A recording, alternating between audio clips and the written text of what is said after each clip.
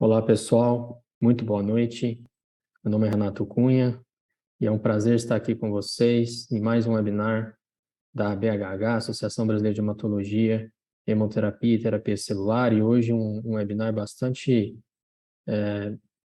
importante, em que a gente fala de um tema que tem sido muito discutido nos últimos anos em relação à manufatura das células CAR-T.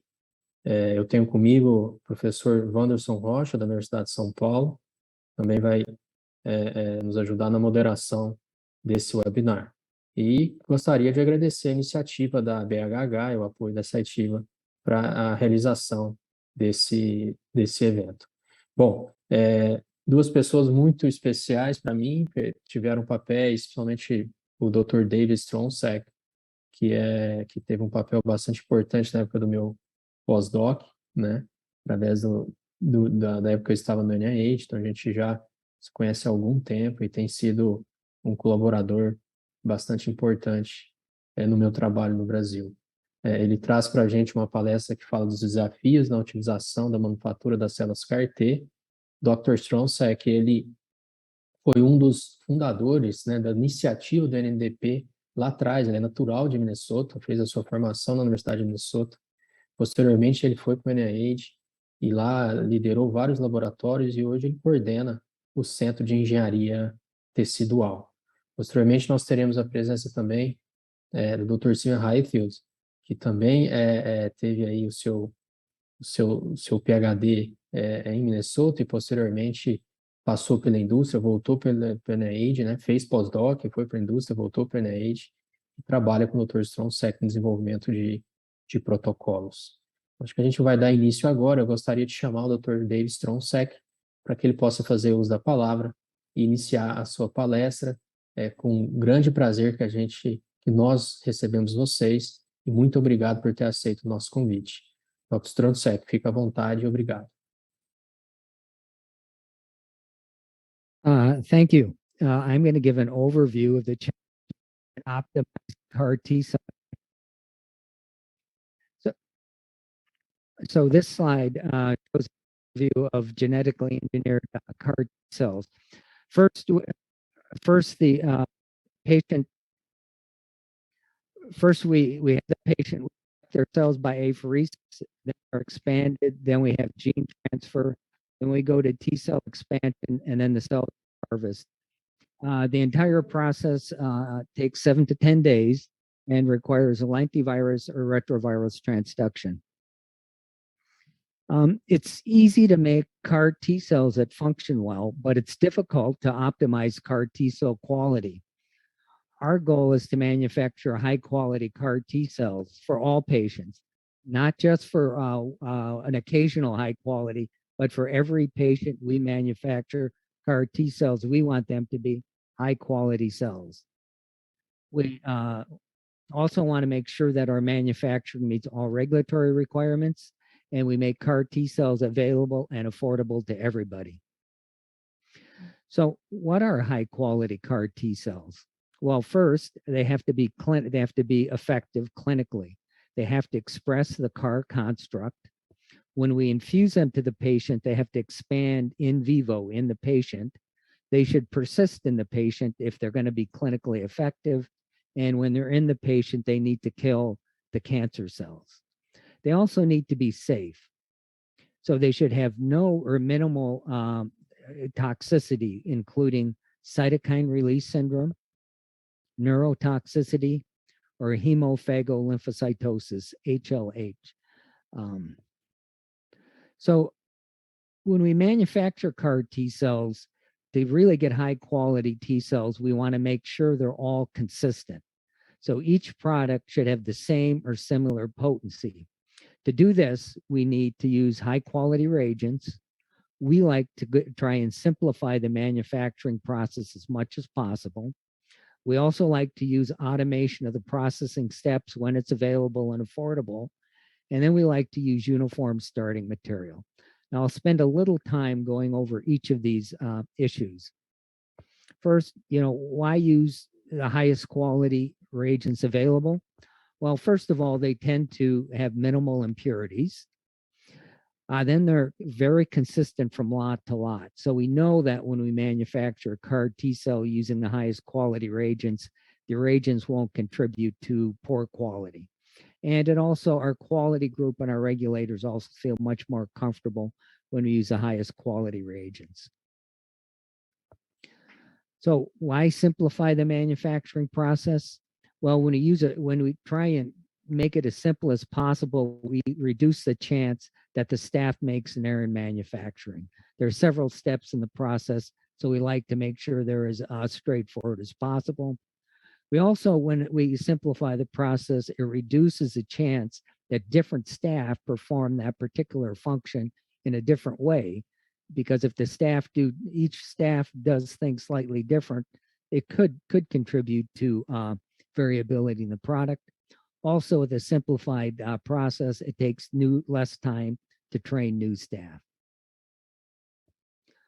So we're also automate when we can. And the reason why we like to automate the process is if it's automated, then there's less chance of a staff manufacturing their product contributing to product variability. It's also, most of the automated devices now are really easier to perform than manual processes. So then it's easier to train new staff. And generally the automated processes reduce labor. So we have reduced labor costs. Of course, automation has some downsides. One is it is costly sometimes. And then Dr. Highfield may get into this, but we've gone from manual to automated processing at some points, and sometimes it can affect the characteristics of the CAR T cells. So we also found that using, when you make CAR T cells, there's always some enrichment step after we collect the apheresis product, we enrich for T cells. And we usually like to use a very robust enrichment process and really get highly selected T cells for starting material. The reason why we like to enrich it, we avoid any influence of contaminating cells, because contaminating cells can have an impact on the final product. Also reduces the chance of transducing a malignant or leukemic cells. So issues with enriching the starting material is there's some simple ways to do this, but some more effective ways can be complicated. They can be costly. And when you change the enrichment step, you could change the characteristics of the CAR T cells. So now, okay, what other factors affect the quality or characteristics of the CAR T cells? I'll go in depth about manufacturing factors. And as part of that overview, I'll talk a little bit about cells used to start manufacturing, which can affect the quality of the CAR T cells. And then vector design and cytokines used for expansion can also affect the quality. I don't have time to go into the vector design, but I'll talk a little bit about the cytokines. So, okay, optimizing CAR T cell manufacturing. So the first step in the process is to collect the starting material used to make CAR T cells.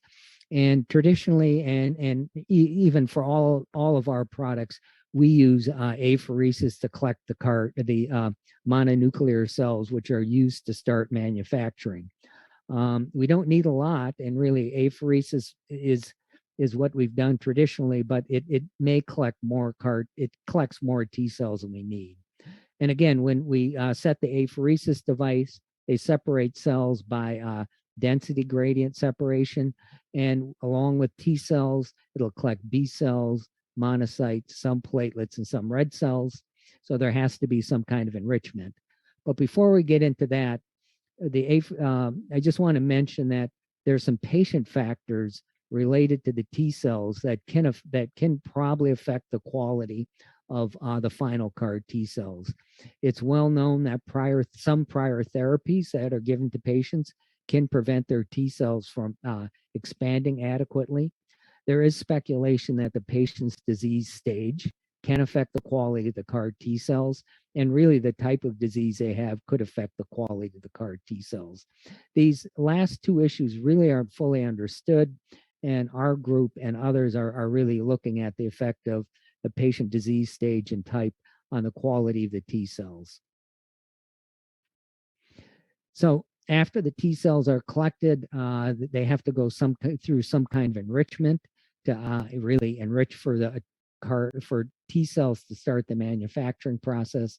The simplest one is simply density gradient separation, and it works pretty well. But still, though, lymphocytes and monocytes and B cells will be together. We've tried things like eluteration, and it works okay, but not as well as we'd like. We also tried to use the CD328 beads that we use to stimulate the cells just by adding that to the apheresis product, pulling the cells out with a magnet. And it worked for some patients, but others it didn't. So we tend to use, we've gone for a lot of our protocols to use Clinimax anti-CD4 and CD8 cells to isolate the starting materials.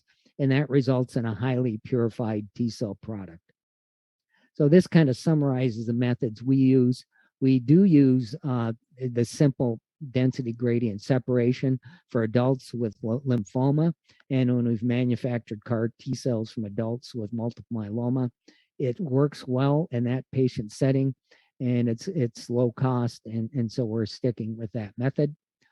For children with acute leukemia, we're using we're selecting cells with anti-CD4 or CD8 beads, which gives us a really high-end Miltenyi Clinimax device, and that gives us highly purified T cells to start manufacturing. For gene transfer, sometimes you can just incubate the vector with the cells, but in some cases you need to centrifuge the vector in the cells. And when we do that, that's called spin inoculation. And when we centrifuge in the lab, people do that in 6-well plates. We don't like to do that because it's an open system. We developed a system to use bags, and it works very well. But on the other hand, occasionally the bag leaks. So recently, Dr. Highfield's group has developed a automated method to do spin inoculation using the SEPEX. So in summary, we don't use the 6-well plates because it's open to the environment, but it is inexpensive. We want to avoid any open processing steps so we don't contaminate our CAR T cell product. We like bags. It's closed. It's relatively inexpensive, but sometimes the bags leak. We've now started to go to the automated system. It's closed. It's a little more expensive, but it's easier for staff to perform the step.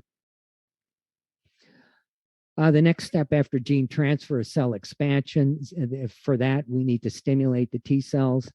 Classically, we use IL-2, and that's what most labs use. Some labs are using IL-15, IL-7, and IL-21 to change a phenotype to maybe a more immature phenotype, less effective phenotype, but I don't have time to go into that. Then besides the cytokines, you need a second signal to stimulate T cells. For some protocols, we simply use soluble anti-CD3, but for others, we use artificial antigen presenting cells, meaning cells that beads that have anti-CD3 and anti-CD28. The type of culture vessel we use varies. Of course, the simplest thing would be to use flasks, but again, we don't like to use flasks because they're difficult to manipulate and they have to be open to the environment. We do a lot of cultures in bags, like blood bags, but those specifically designed for cell culture.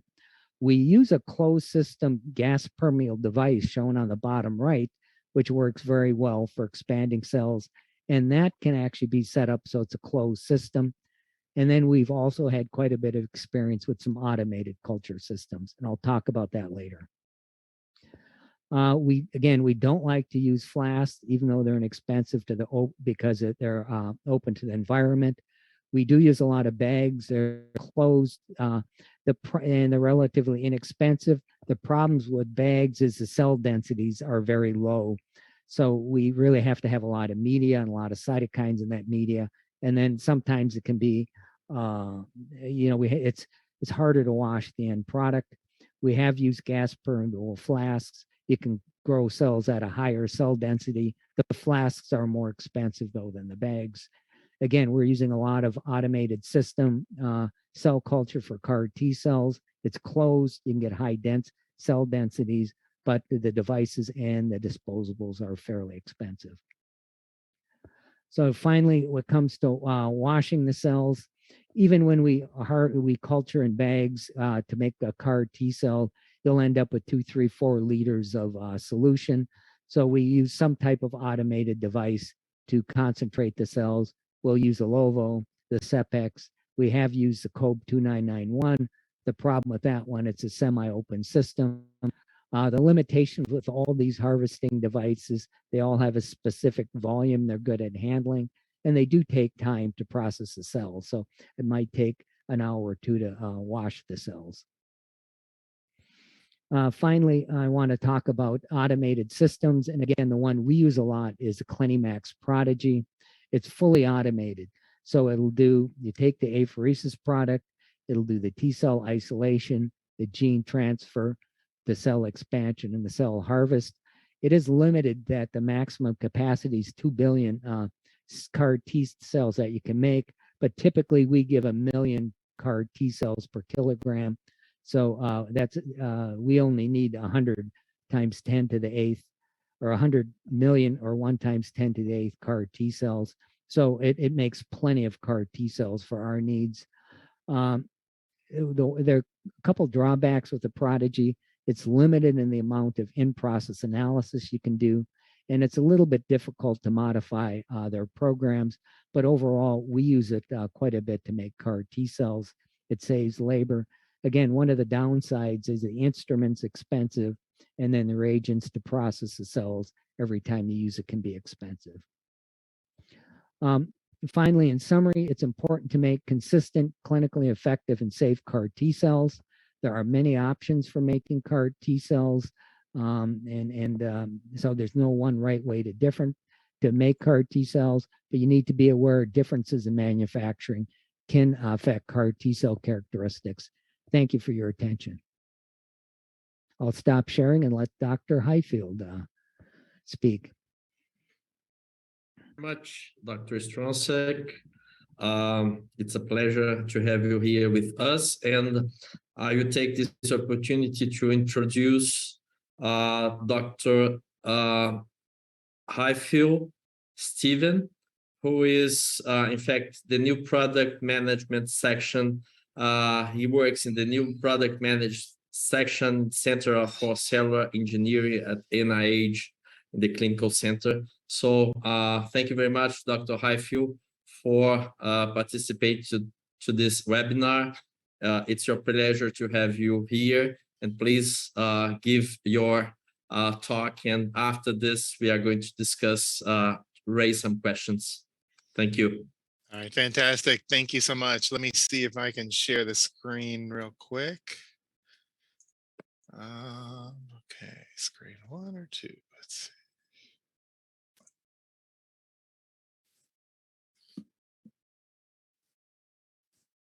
All right, can you see this? Yes. Anybody? Okay. All right, great. Step 1 complete. All right, thank you very much for having me. Thank you for giving me the opportunity to present to you today and some of the work that we've been doing here in the Center for Cellular Engineering. Let's see if I can get him to move forward. All right, here we go. So my group within the Center for Cellular Engineering is really responsible for a number of tasks. We work on the product development. So I kind of put these tasks, just to give us all a baseline of what we do, into a couple of buckets here. So we have a development bucket where we qualify reagents and equipment and optimize and scale up systems. We validate processes and we write SOPs and batch records. We have a transition bucket where we train processing technicians, help with material procurement and service coordination. And then we have the clinical manufacturing bucket where we collect data and do analysis, perform, monitor these clinical manufacturing. And if there's any redevelopment that's needed, or if there's issues with some of the patient products that we have, then we're able to troubleshoot some of these. But really, at the end of the day, my product development group is really responsible for preparing these CMC sections for the IND for the submission to the FDA. So as you all know, the interest in T-cell therapies has been on the rise. These are just a few images from a manuscript published back in 2021. And you can see here, these are the number of clinical trials posted throughout the years, and it's increasing dramatically here. This is 2019. The anticipated number of patients for CAR and TCR, of course, is also rising. And this is kind of just how the NIH fits into that picture. And this is just showing some of the trials that we've had throughout the years and where they fell within these years. We had a CD19 CAR trial, a CD22 trial that's still ongoing, GD2, a BCMA, TSCM for CD19, and a few others. And there's a lot of them currently either in development. Actually, the GPC3 CAR is for hepatocellular carcinoma, and that's approved in treating patients now. And we have a few other CAR T cells kind of in the works that are under review by the FDA at this point. So despite a lot of these promising clinical successes, as you guys know, there's still much more to learn about how to achieve, consistent, robust, and effective CAR T cell manufacturing. I know probably everybody on here knows this, so I'll go through this very quickly. So how do you engineer a CAR T cell? This is the antibody structure here shown on the left. And of course, you have your heavy chain and your light chains and your variable regions and your constant regions in the yellow. So the antigen recognition domain of these antibodies is really cloned out. There's a linker placed between them. This is the scFv. And this then becomes the head of your CAR T cell, which identifies and targets a tumor.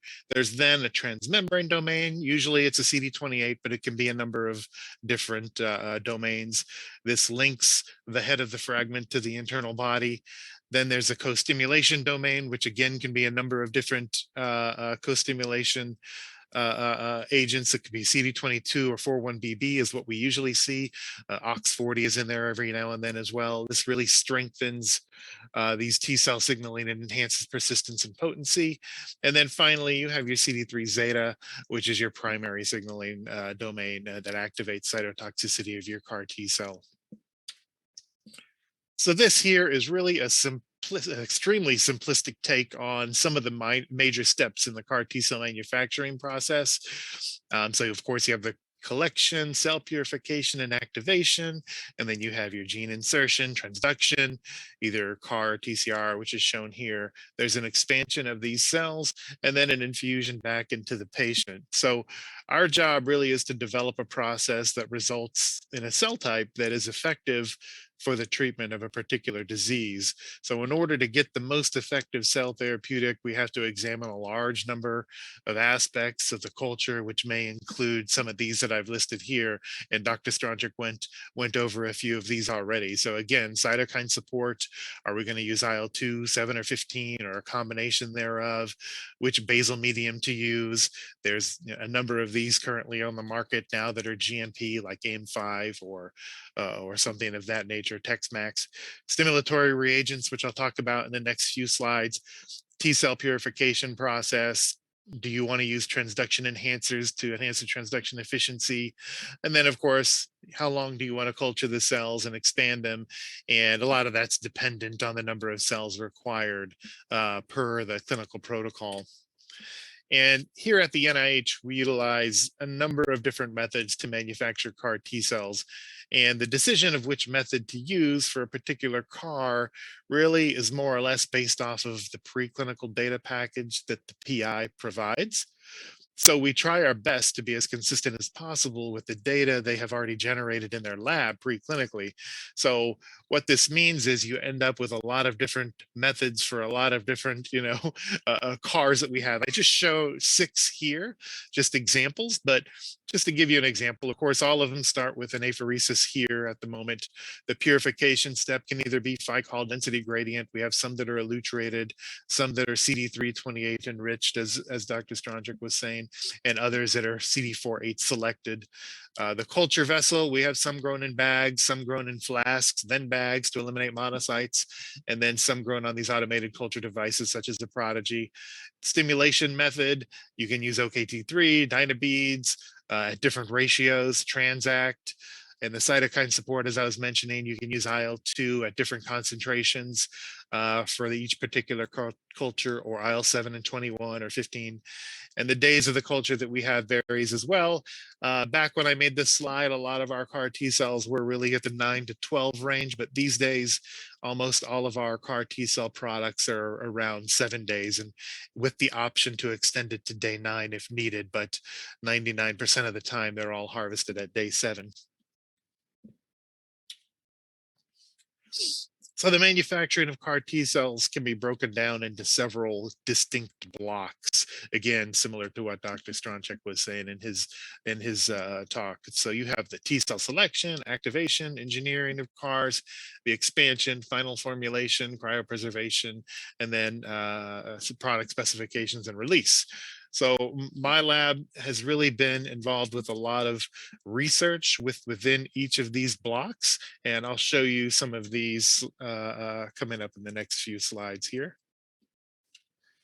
So the research projects that we've kind of been focusing on are going to be listed here. And I guess it's important to point out that, of course, we're working on improving the manufacturing process rather than what's usually done in a preclinical lab, like testing various scFvs or co-stimulatory domains or things like that. So it's a different take on the research. But for example, testing closed system spinoculation for rapid and efficient T cell transduction. This is something that was done by a postback in my group, and it was published in 2021. We're also comparing positive versus negative selection as a starting point for CAR T cell products. Another product we're working on here is comparison of various T cell stimulators on downstream function of CAR T cells. And I have a couple of slides on each of these topics just to introduce you to it. So this was a paper published in 2021, and you can look if you really want an in-depth analysis of all of the figures. I'll just show you a couple of figures here. But the hypothesis really was that using a closed system spinoculation method on the CPACs will result in an equivalent number of CAR T cells without the risk of microbial contamination. Oops, sorry about that. Give me 1 second. Okay, here we go. My screen changed around. All right, so we have different groups that we tested during this process. Either we had static culture bags where T cells were simply added to the bag with media, and the virus was added to the vector, and they were placed in the incubator. The spin bag plus centrifuge was the same bag, but spun in the centrifuge for the spinoculation. And then, of course, a closed system spinoculation with the Cytiva CPACs. And some of the analysis that we were looking at here is shown here, which is we were looking at TNC, total nucleated cell fold change, in vitro killing, cytokine analysis, nanostring transcriptomics, vector copy number, and RCL-PCR and flow cytometry were some of the readouts that were published in the paper that you can look at. And this is kind of the schema that we had for culturing these cells. So we had a patient or healthy donor apheresis. These cells were CD4, CD8 positive cells selected, stimulated with CD328 dynabeads, and then they were split into 3 different groups, either the static culture bag, the centrifuge, or the CPAC spin. And then they were stopped for the transduction, washed out, debeaded with a magnet, and then expanded as such in a G-Rex. So some of the data is shown here, and this, I don't want to confuse anybody, but this is really a, what we used in this experiment was a CD19, CD22 bicistronic CAR T cell. So this is why there's various methods of measuring transduction efficiency. Protein L is a very generic that measures a light chain. And you could see here that static bag on the top, bag centrifuge, and then we did a CPAC spin either at half an hour, 1 hour, or 2 hours. And you can see that there was a nice increase from the static at 35% transduction efficiency, and it went all the way up to 72% transduction efficiency with the bag centrifuge, and was very much the same for CPAC spin at half an hour, and maybe a little bit higher for the 1 hour, and about the same at the 2 hour. Same results if you're looking at specific molecules to detect these 19 or CD22 CAR T cells. And when we are looking here now, this is transduction efficiency again, just summarized in a bar graph. Showing the same. Really what this highlights is the blue is the static with the number of donors, healthy donors here. The red is the centrifuge. And then really the half an hour was a bit lower, significantly lower than the centrifuge. So we went with the 1 hour CPAC spinoculation for the remainder of the results. And these were taken at day 7 and day 9 for the transduction efficiency. On the bottom here, this is now looking at vector copy number per transduced cell. And here the vector copy number mandated by the FDA is less than or equal to 5 per transduced cell. And you can see you had one that came close, but really they were all within the passing criteria that we had set. So we also wanted to test this method for patient samples and other lentiviral vectors. And on the left is shown ALL patient samples, transduction efficiency on day 9. And again, static bag. In this case, we had about very little transduction efficiency, less than 10%, 6.85. When we introduced the bag centrifuge, we were able to increase this to 56%. And of course, the CPACs at 1 hour was nearly the same as the bag centrifuge. So we wanted to test this now for different lentiviral vectors that we had within the Center for Cellular Engineering. On the left here is a 1922, which I've already shown, but it's compared here now to another CAR that we're using, an FGFR4 CAR with an EGFR tag. And these are all gated on CD3 cells. And you could see in every case with the FGFR4 CAR or with the CD22 CAR, in every case, there was a significant increase from the static bag to the CPACs, and the CPACs is very comparable to the bag centrifuge. So I made these conclusions for a longer talk, but I can skip through some of this. Really, what we have is we tested a number of parameters here, and we've also tested, which I didn't show here, but which is in the paper if you care to look, the CPAC spinoculation did not affect the killing properties of the CAR T cells against the tumor cells. We also did transcriptomics data, which showed that there was no observable effect on gene expression when transducing with the CPACs.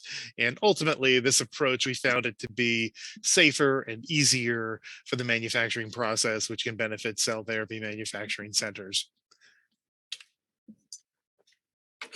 All right, I want to skip to the next project that we delved into, research project. And this is now concerning positive versus negative selection for CAR T cells. So these days, nearly all CAR T cell work performed in the preclinical laboratory that starts with a T cell purified product usually uses a method of negative selection for T cells. And usually you find something like this in the preclinical laboratory, right? So you have an LD column, you have a stand, and these are the magnets, and then you can put the column in and you can either do a positive or negative selection here. And then if it's a preclinical lab, usually it's a negative selection, and usually the cocktails for the negative selection look something like this. You have something to eliminate B cells, NK cells, monocytes, myeloid cells, and so on. And then you elute out the negatively selected untouched T cells. So this is really in contrast to GMP cell production, which utilizes positive selection of T cells using the Clinimax Plus, which is shown here. So this is now generally using CD4 and CD8 antibodies for positive T cell selection. And you can see the cost of GMP antibodies for each of these is pretty high.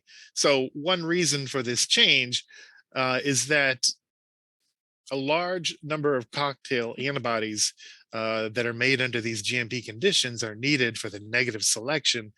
You can imagine how much this would be just for the GMP antibodies if you had to do this under GMP. So this is why most people switch to this simpler approach of 2 antibodies for CD4 and CD8. So for this particular project, we didn't use this LD and LS column for the preclinical for the negative selection. We actually used a different instrument, which is called a RoboCep, which is currently under development by stem cell technologies to be used in the future as a GMP type instrument, but it's not there yet. So here we compared this RoboSep using a very similar cocktail here for negative selection with the Clinimax Plus. And we're working with stem cell technologies to try and develop a more affordable cocktail of antibodies that can be used for negative selection. So that's in the works too. So we really postulated that these two different processes, positive versus negative selection, may not have the same functional attributes at the end of the culture, these T cells. So we predicted that the cells that are positively selected may end up sort of tickling the TCR, and that these are more likely to be active and may even be quicker to become exhausted. So that's kind of the thought process behind testing these two different processes. So just looking at some of the data here now, when we looked at the purity of the T cell post selection, this is shown here on the left. This is CD3 positive selection purity. These are different donors, 5 different donors and a patient product here. And the Clinimax Plus positive selection is in the solid colors, and the RoboSep is in the hashed colors. You could see really there's not a huge difference in T cell purity between positive and negative T cell selection. But the first 3 donors that we did, the Clinimax Plus was a bit more pure than the negative selection. So what we did after working with stem cell technologies is bump up the cocktail a little bit of the negative selection platform. And you could see we kind of made these differences much smaller for the next 2 healthy donors and 1 patient. So when we looked at the purity of these cells in a different manner here, so you can see all of the cells were capable of being enriched in T cells to a pretty high degree. So there was no problem there. And then when we compare the purity of Clinimax Plus to the RoboSep for CD3, you can see there was a significant difference, but really it's a very minor difference, honestly. So that's where we landed with the purity part. So now that we have these paired positive and negative selections from each donor, we were in the position to put these cells into functional assays. So this is a killing assay where we had effector to target ratio of 1:1. This is a killing rate shown on the left. The donors are on the bottom, and we have the positive selection on the left and the negative selection, sorry, in the blue, and the negative selection in the orange here. And really, this is really interesting in terms of, we show that in terms of killing, it appears that in every case, the negatively selected cells were capable of killing tumor cells, at least in vitro, better than positively selected cells. However, when we look at their ability to secrete cytokines, it would appear that at least some donors, these were 2 different donors, donor 5 and donor 6, well, they were able to, it was the opposite. So it would appear that some of these that have been positively selected have higher threshold for secreting selected pro-inflammatory cytokines. So as you can see here, the positively selected cells are in blue and the negative are in orange at different E to T ratios. But when you compare E to T ratios 1:1, for example, you can see that the blue is higher than the orange, indicating that there's higher interferon gamma secretion from the positively selected cells than the negative selected cells. And that's true for IL-2 as well. So that was really interesting. And this is all preliminary data, and much more of this needs to be analyzed. We're in the middle of these experiments.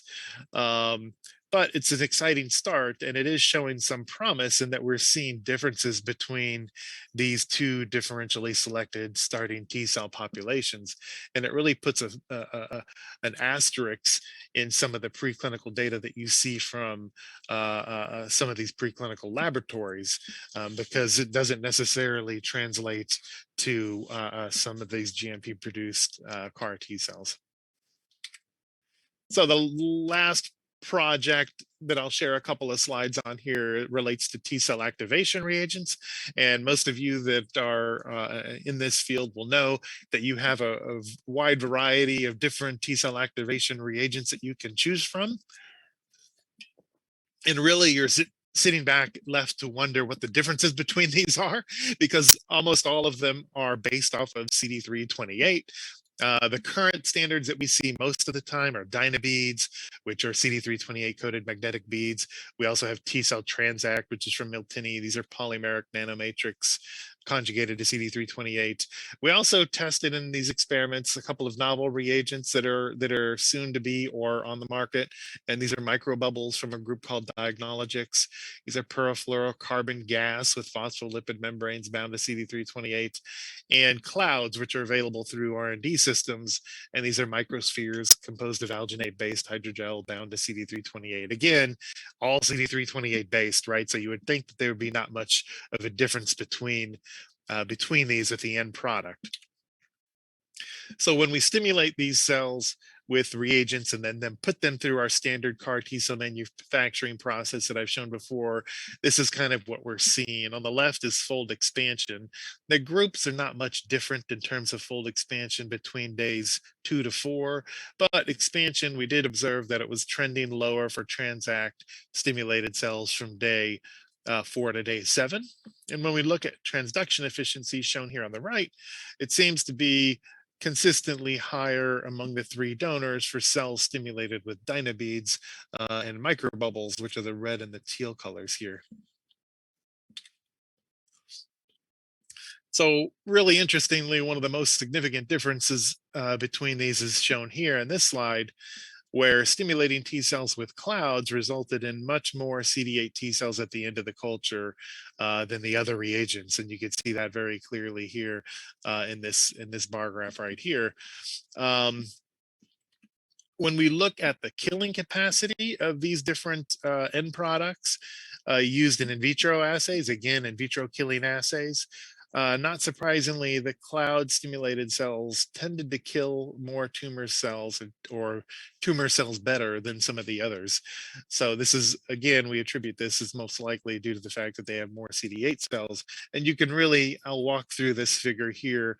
They all have the same trend, but we'll pick the middle one here, donor B. These are tumor cell viable total nucleated cells. We seeded at the beginning at day 0, for example, 5 times 10 to the 5 tumor cells. And then you could see by day 24, all of the tumor cells were eliminated when using clouds, whereas by time point 24 hours, the Dyna beads and the microbubbles and the Transact still had some tumor cells left, and we have an untransduced control and a tumor cell control. So that was consistent among the products, where the cloud activated T cells were quicker to eliminate the tumor cells than the others. When we look at cytokine secretion, again, we could see large differences among the groups, which is really interesting. This is now cytokines on a Bioplex 200. And here we're looking at interferon gamma, IL-2, and TNF alpha. And really, I just want to point out, when we're looking at this, when we're looking at these, you can see Transact had a much higher secretion of interferon gamma, for example, than some of the others. And when you look at IL-2, maybe microbubbles and Transact were higher than the others. And then TNF alpha was similar. So definite differences, large differences between the ability to produce cytokines at the end of the culture. And then we also did some gene expression, which we're still analyzing and trying to sort through. A lot of this is in process. But again, you can see when you look at these gene expression by nanostring, it seems that the Dyna bead stimulated cells maybe are the most different by gene expression, which is this column here. And you can just kind of compare them to one another. So again, we haven't completed this project. It's still in process, and we have a lot of analysis to do to make any conclusions from all of this. But one thing that we have confirmed is that, the phenotype and the function of the end product cells can definitely be influenced by the stimulatory reagent that's to be used. So more to come on this project as well. So the last thing that I'll talk about here in the next 2 slides, I think, is evaluation of new technologies. So in my product development group, we're always looking for new equipment that will aid in our mission to provide a safe and consistent product. So in the past, we've had several chances to beta test new equipment from various companies, and this continues today. We just had a Curate system delivered to us earlier this week, and we're testing that out. We have a Cocoon now that we're testing as well in our lab. This is another closed system automated device similar to the Prodigy, and we're trying to generate some data from this to see if there's differences in the end product. A Viathol, which is another waterless thawing device, which will replace the standard water baths to get the water out of the GMP facilities. We're looking at biofreezes too, and these are new controlled rate freezers that are liquid nitrogen free. They're electric, and then an IncuSite, which I can show on the last slide here. So this IncuSite, most of you probably are familiar with this, but really for us, it was purchased as a means to evaluate T cell function at the end of the culture. And you can see that there's some FDA guidances for potency and all of that when you're submitting the IND. This IncuSite can measure cell proliferation, cytotoxicity, cell cycle, apoptosis, and things like that. So what I'll show you here is essentially a killing assay that's put under this video from the IncuSite. The green cells shown here are live tumor cells, ALL tumor cells, so the target cells. Red cells are the dead cells, and then the cells that are unlabeled here are actually your CAR transduced T cells. Let's see if this video works. So this is now a time-lapse video that spans 3 days and 14 hours. By 24 hours, there are more red cells, and the green tumor cells are really starting to clump up due to the onslaught of these T cells. By 48 hours or so here, nearly every green cell is engaged by a T cell and is in the process of being killed, and most cells are red at this point. And by the end of the culture, there really are no green cells left, just the remnants of this green fluorescent protein here. You have some green dots, but there's clearly no cells associated with them. And then any tumor cells that are left are just engulfed by T cells. So what you get from this, you can see here that we're able to really nicely quantitate this and produce graphs that show killing efficiency on the left and then an Exon 5 apoptosis on the right. And we did these at 2 different ratios. You can see how specific it is. The ratio shown in the green dot was, I believe, 5 to 1. Yeah, 5 to 1. And then the ratio in the yellow is 1 to 1. So you can really see large differences in how specific it is. Same thing over here on the right. So we think that this or something like this will be a very valuable tool in helping to design different manufacturing methods that result in more potent CAR T cells. And with that, I would like to thank Dr. Stronczek, of course, and Dr. Somerville for their continued support of me and my group, and the members of my product development group here on the left, especially the highlighted ones, Dr. Song, Sarah Underwood, and Vicki Remley, whose data I showed you today, and then also members of our QC lab headed by Dr. Ping Jin. And with that, I'm happy to take any questions if there are any questions. And thank you for your attention. Thank you very much. Muito obrigado, Dr. Steven Highfield e Dr. Stronczek. Gostaria de convidar o Dr. Renato para conduzir as perguntas e, primeiramente, também gostaria de agradecer ao Dr. Renato e, igualmente, a ABHH pelo convite. É um prazer desses 2 maravilhosos speakers. E, Renato, muito obrigado mais uma vez pelo convite. Passo você a palavra aí sobre as perguntas. Eu teria uma pergunta, mas eu acho que a gente está um tempo um pouco corrido. Não sei se tem muitas perguntas aí. Fica à vontade, Wanderson. Pode fazer a sua pergunta, eu volto e aí a gente segue. Então tá, minha pergunta é em relação a todas essas diferenças técnicas na produção das células. É claro que a gente tem o produto comercial, mas o academic CAR quais são as alterações de produção que vão afetar os desfechos dos pacientes. Gostaria de saber, com todas essas variabilidades que podemos ter, desde a produção, a expansão, a transfecção até o paciente, em termos de diferenças de eficácia do CAR-T-cell. I can take a stab at that. I think that that's a great question, and that's exactly where we're landing right now. In the beginning, CAR T-cell manufacturing, everybody thought, the end product, you look at the phenotype, does it have the CAR or does it not? And that's fine. And that's what you got. And everybody's going to be the same, I think. We have shown that even in, I didn't show this slide, but I had another slide where Dr. Stronczyk was talking about for a CD22 CAR T-cell protocol, we actually started that protocol using a CD3/28 enrichment using the Dynabeads, and then we switched over to a CD4, CD8 positive selection for a number of reasons. And then we actually showed that switch, which we thought was going to be innocuous, that actually resulted in a more potent T cell and more toxicity. And then the PI, Dr. Shaw, actually had to reduce the dose level from 1 million per kilogram to 300,000 cells, CAR T cells per kilogram. So that was probably the beginning of when we started to look at this and say, wow, these small differences that you could make during the process can make huge differences in some of these patients. So I think that, as you've seen, we have a number of different research projects kind of looking into this, but we're still at the beginning stage of this, at least with some of the products that we have. And, we're looking forward to really trying to fine tune some of this and see what's going on.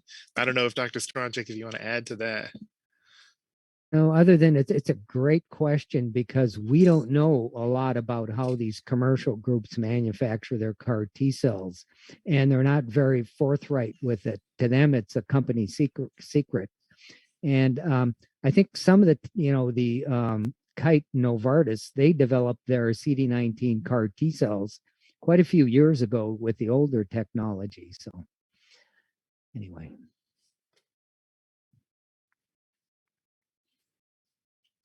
Thank you.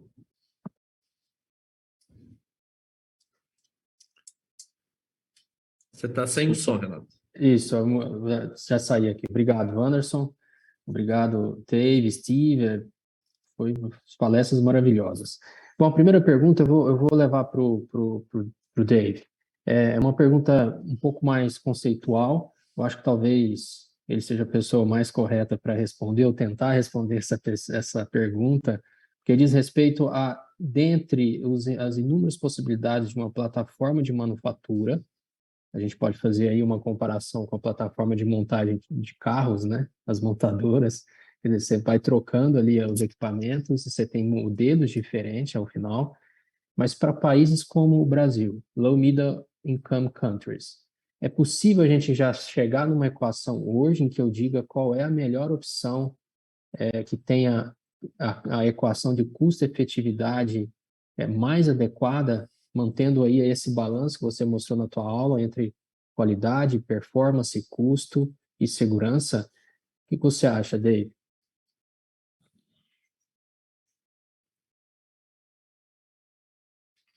Well, I think that's a critical question, and there are groups now that to address that. I think one of the things that's important is to use bag culture. It's cheap.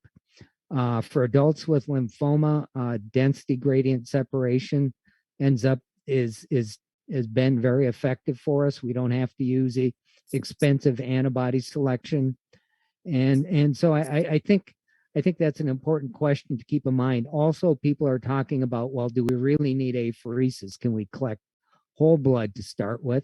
And then other people are looking at, can we cut down the manufacturing process even to 4 or 5 days? And Steve maybe can address this, because he's starting to collaborate with a company called Caring Cross, which their goal is to figure out ways to really reduce the cost of making CAR T cells. Yeah, I can speak to that. Thanks. I think that really we're looking at, I think there's been publications with very short manufacturing processes that were published recently. And we're looking at, the effects of cutting that down to maybe 3 days. Maybe you can do a 3-day manufacturing process, but obviously you're going to cut down the number of cells that you're going to get out of that, right? Because there's not going to be an expansion phase. But in terms of cost, it's going to be a huge advantage in cost. And maybe these cells can proliferate and expand in vivo in the patient, and you don't need to expand them. You can get a lot smaller dose if you do it that way. I think that's probably a good avenue to go down in terms of cutting cost without sacrificing efficacy, I think. Other things that we've looked at, we were looking at using blood as well, and so far that's looking very good in terms of an apheresis. Then any center can really, do a needle prick and get blood out. So I think that'll be beneficial. I went to, I was invited to go to India, and I went out there to kind of look at their center and give recommendations in terms of how to do a low-cost CAR T-cell manufacturing process. And it's funny because when I originally went out there, it was like, well, the Prodigy is going to be good, and it's like closed system. You don't have to worry about contamination, none of that stuff, really, not as much. But when I went out there and I saw just the number of patients that they had, it just was totally unfeasible. It's like, it was just way too costly. One run is about $20,000 or more, just for the disposables. So we really backed it down and went to, as Dr. Stronchek said, bag cultures are really the cheapest way to go, and they can still be GMP and a safe approach. And we've had very good efficacy in terms of responses in patients with that as well. So Great. I hope that answers it. Yes, somewhat. That's awesome. Thank you. Well, I will merge two questions in one, Steve, for you, and Dave also, of course.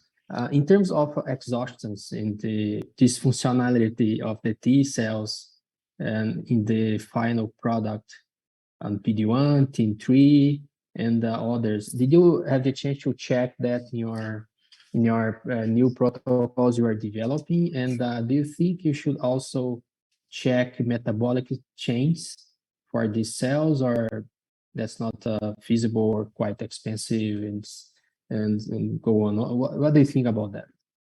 Thank you.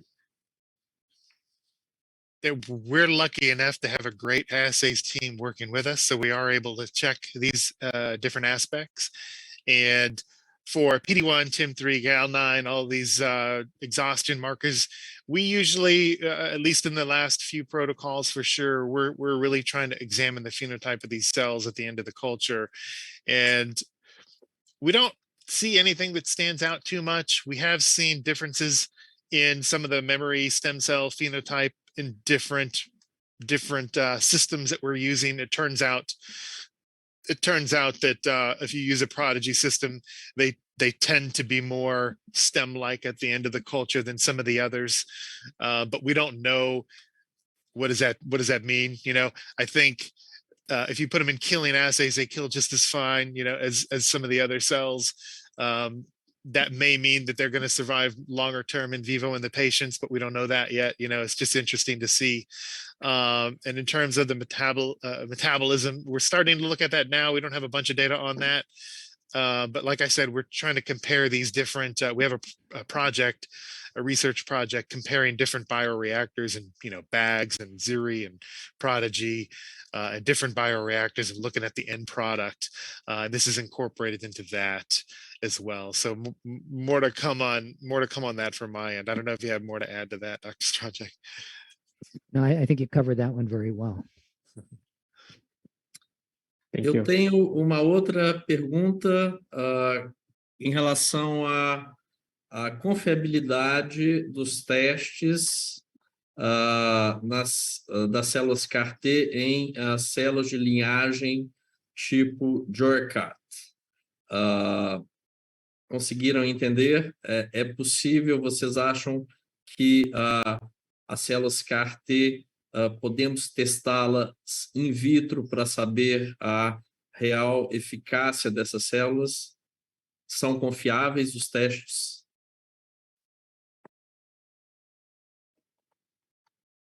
Well, let me take that first, and then Steve can. But you know, when our when our clinicians develop these, and they develop these CAR T cells in the lab, the gold standard are the mouse models, killing leukemia cells in a mouse model, and it ends up that there's there's all these small differences when Steve takes them, the CAR T cells from the research lab to the clinical lab.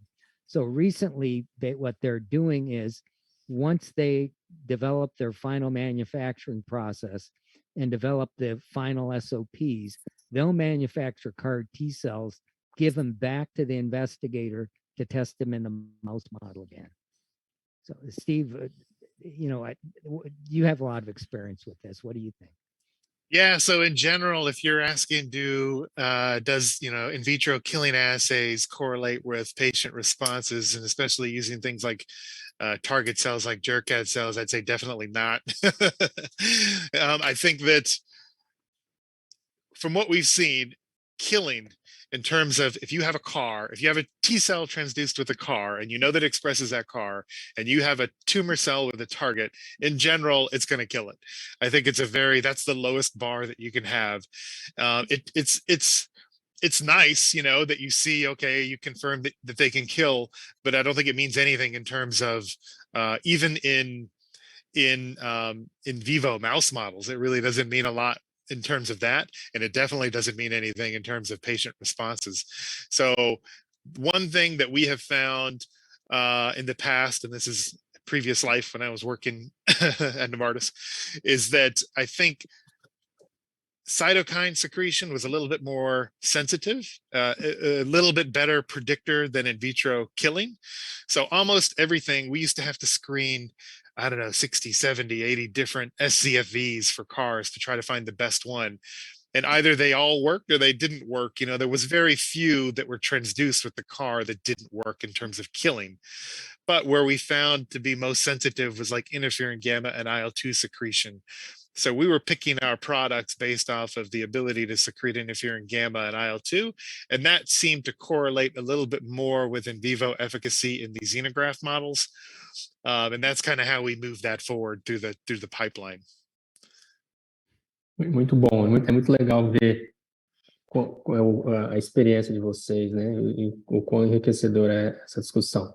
Eu deixei a última pergunta para o final, que veio da audiência. É uma pergunta bastante conceitual, mas que eu achei interessante.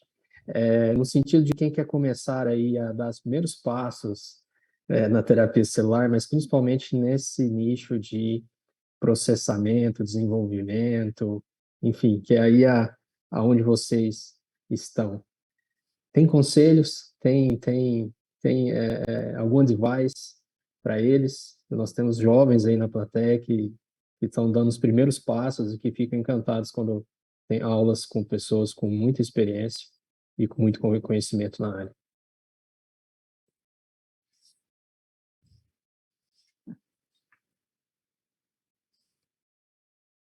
So the question is for new staff where to kind of how to get started for people in cell therapy?